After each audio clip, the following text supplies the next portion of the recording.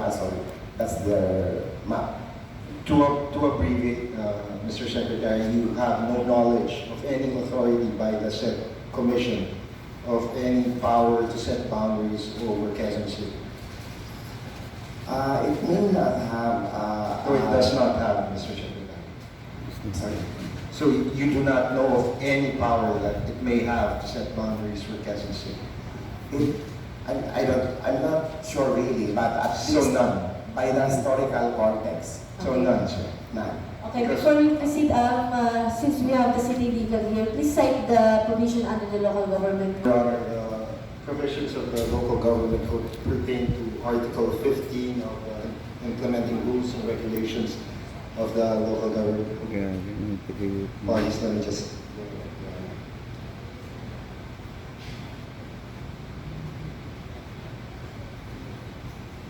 My associate is having technical difficulties.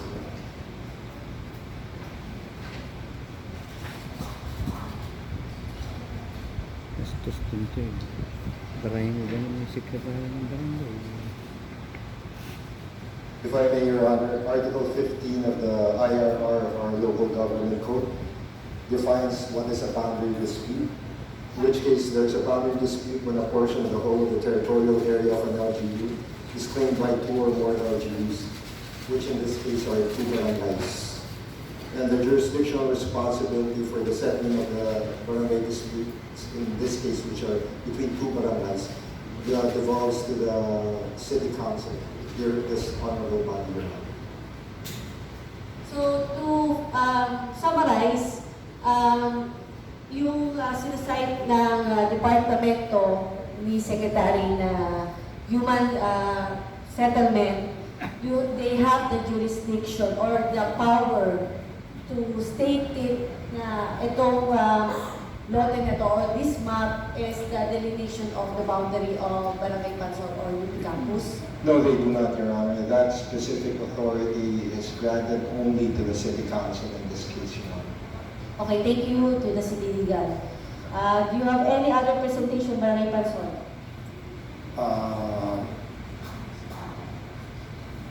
Can I have a closing statement instead? Before the closing statement. For Barangay Pansol. Hold on. 1 minute recess.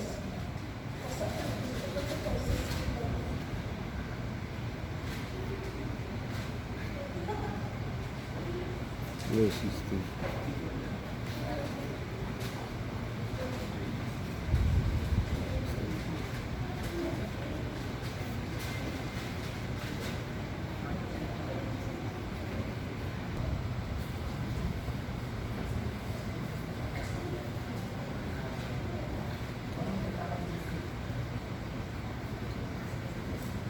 Pagpag sa council.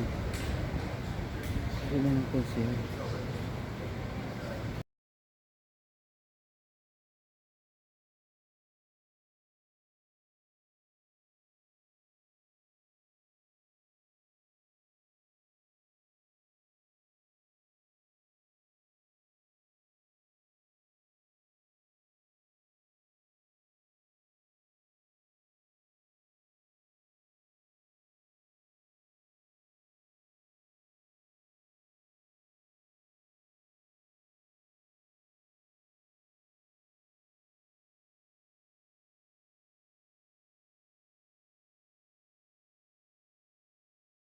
Subdivided to eight. No.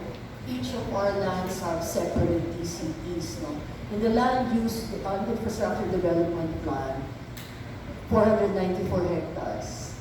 So all the cuts have TCPs that is centralized. No? When we did the LUDIP, we divided it into 4 quadrants to abide with the RA. So we have all the TCPs for all our lands. So the Office of Campus Architects has a copy of that. But I'm sending for UP Diliman as the Office of Visitor.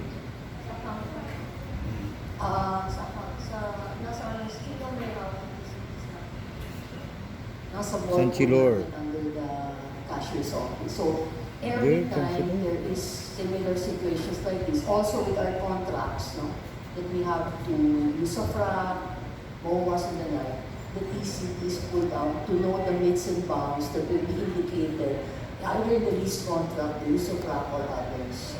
So ito, na-pull out ng specific to the footprint of the UP Town Center. Nandito po sa amin. Nasa inyo. Opo. No further questions, Madam Chair. Maybe, Madam Chair, maybe we could ask the Honorable Barangay Captain of Barangay Pansol. I think he has something to say. Alright, Barangay Pansol. Thank you, Madam Presiding Officers. Sa talakayan na nangyari ngayong hapon, medyo maganda kasi na-correct natin yung tama na dapat dumaan naman sa boundary dispute yung usapin ng ordinansa na na-file ng ating magaling na presiding officer. So, at the end, lahat na po ng narinig namin lalo sa ating city legal, noted po, sir. And then, kami naman po at ako bilang punong barangay and my council, we represent the whole community. So, ang amin po dito, papag-aralan po namin lahat. Then, magkaroon kami ng consultation with the lawyers o sa aming komunidad para din alam nila yung nangyayari ngayon. Dahil first time naman na masalang ang Pansol Council sa dispute na ganito dahil lang dun sa issue ng UP Town Center. So, salamat din sa lahat ng nasabi ng ating city planning. At least aware na kami kung ano yung mga pulisiya pagdating sa boundary dispute. Then, humihingi ako ng pakiusap sa ating magandang presiding officers na habang niresolve po natin yung issue, nakikiusap kami na status quo muna ang ating issue ng UP Town. Meaning, balik muna tayo dun sa old ordinance habang nare-resolve itong boundary dispute na to and related doon sa inyong ordinance. Kasi sa totoo lang po, nung nagpunta ako kay Mayor, nagtaka rin si Mayor, bakit nakalusot yung title na ang UP campus ay Barangay Pansol. At kung mariremind nyo that time, ang ating pong majority club leader ay si Consial Bong Suntay. So, talagang parang yung typographical error, na-error sa lahat ng tumingin at dinaanan na committee hearing during that time. Bakit nakalusot yung Barangay Pansol ay UP campus?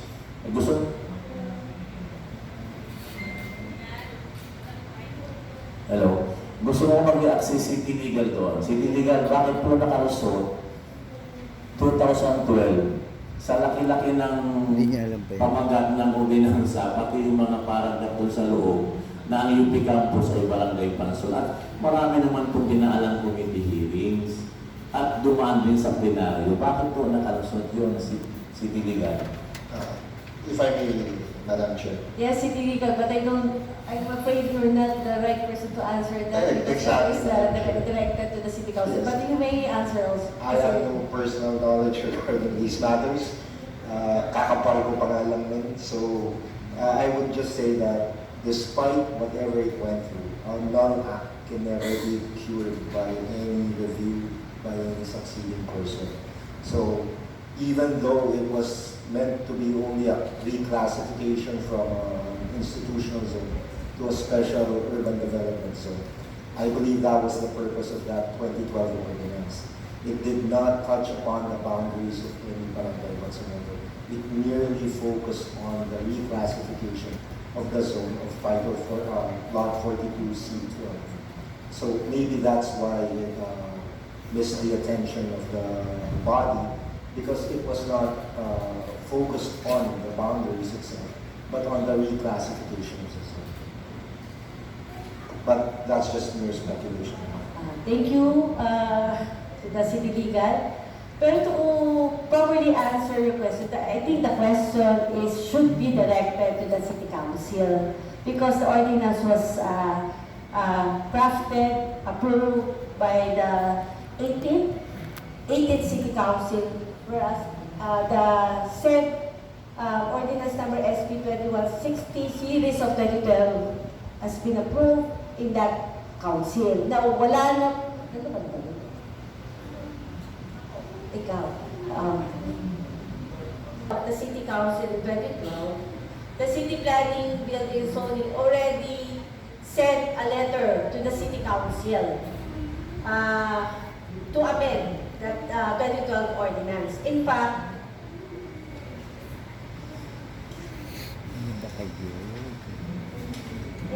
it was directed to the previous chairman of the Committee on City Planning, Building, Zoning, which is Councilor Marvin Rillo, and then another letter was sent also to another chairperson of the Committee on the City Planning, which is Councilor Ivy Latman. So that's two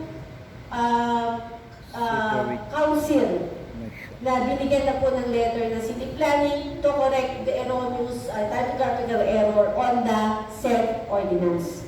So it landed on my table as the chairperson of City Planning, Building, Zoning, and immediately I took action and I amended that said 2012 ordinance, whereas ordinance number SP 2198 series of 2023 was approved last year. I think 2020. Last year.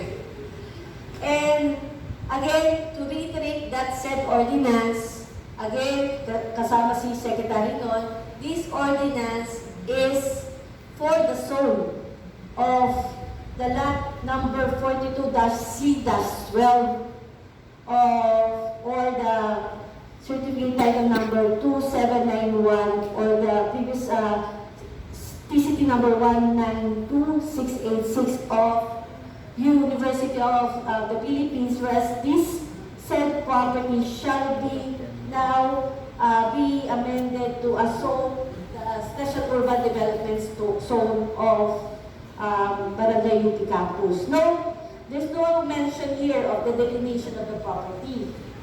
But of course, because there's no need to argue about the delineation of the property, because all documents pointed out that it is clear that the said property is under the territorial jurisdiction of Barangay UP Campus. Now, before, that's the ordinance we are citing. Do you have any ano pa wala na?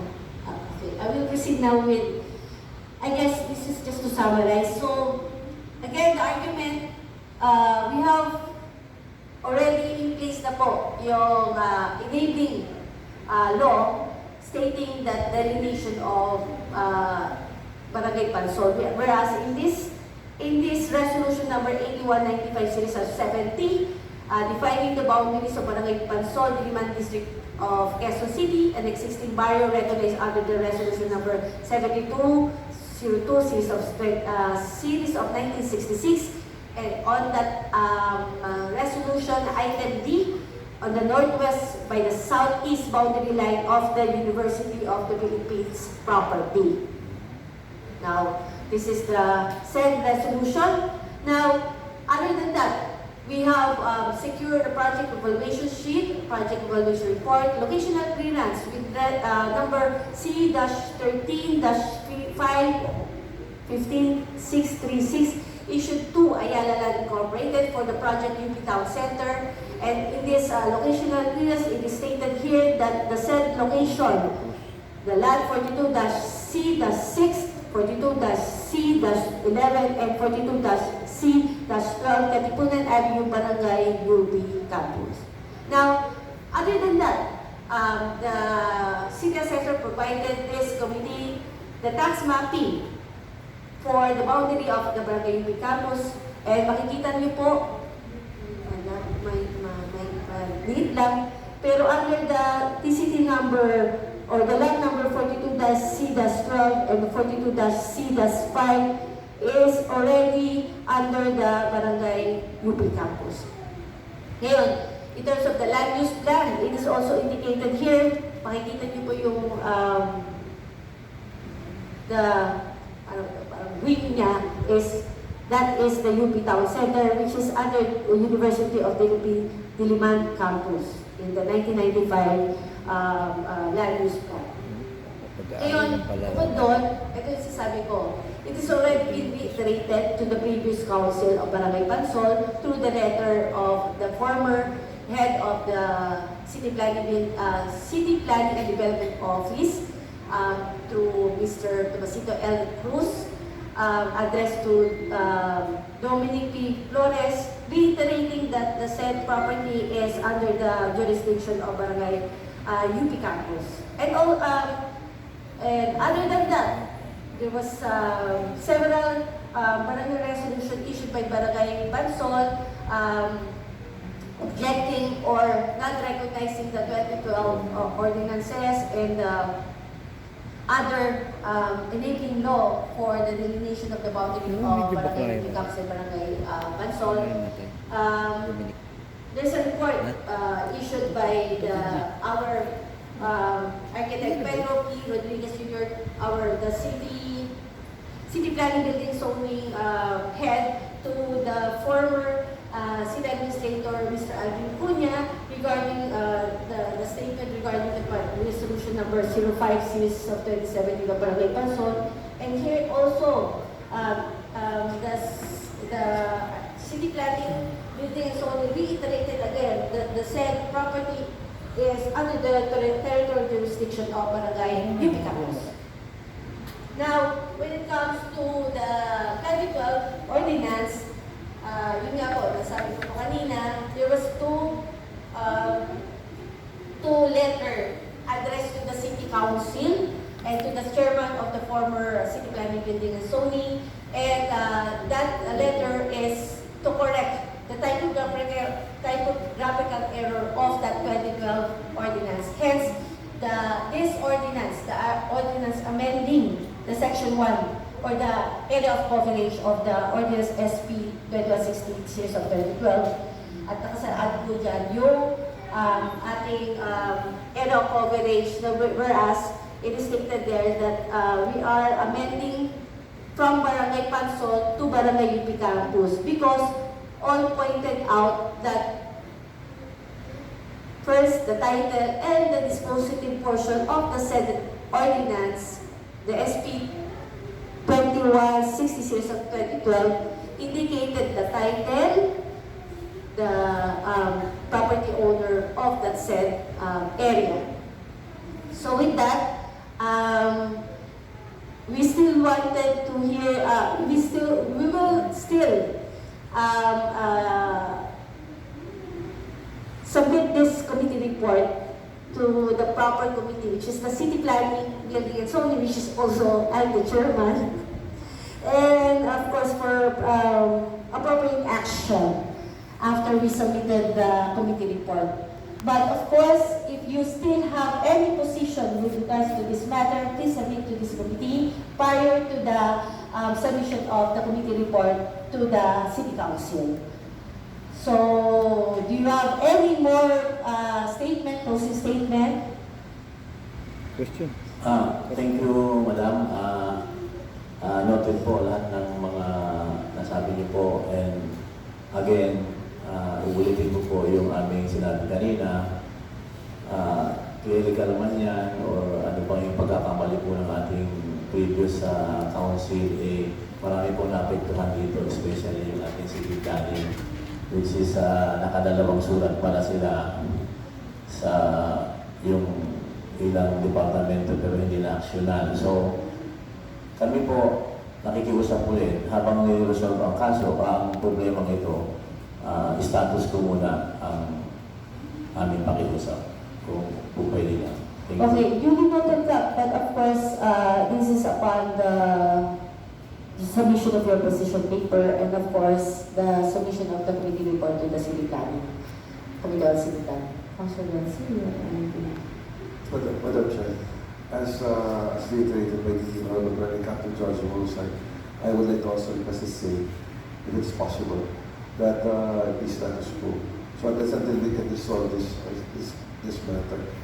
But it really depends also on this bond.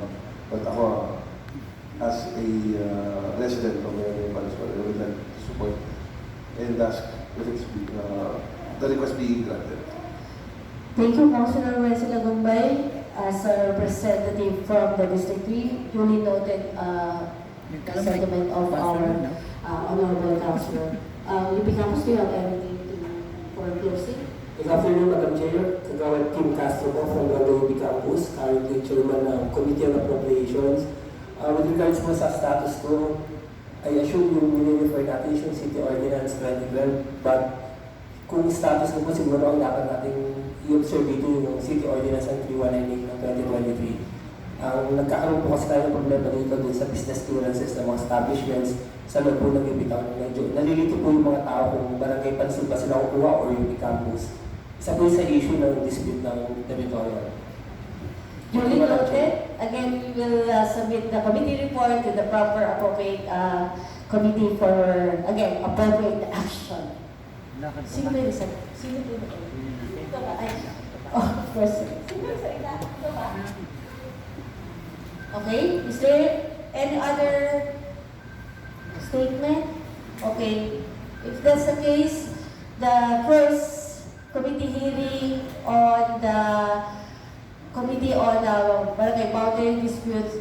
Before we proceed with the adjournment, thank you. We will have 1 minute recess. Thank you. Kasi yung next natin is the list of the kung ano yung susunod natin itatakel in this committee. So, 1 minute recess. Thank you to the University of the Philippines. Ma'am, I'm still waiting for the position paper with regards to the QMC Heritage Ordinance. Okay, if you have. Yes. Si architect po ata mo doon. Yes. Quezon City Memorial Circle. Thank you. Thank you.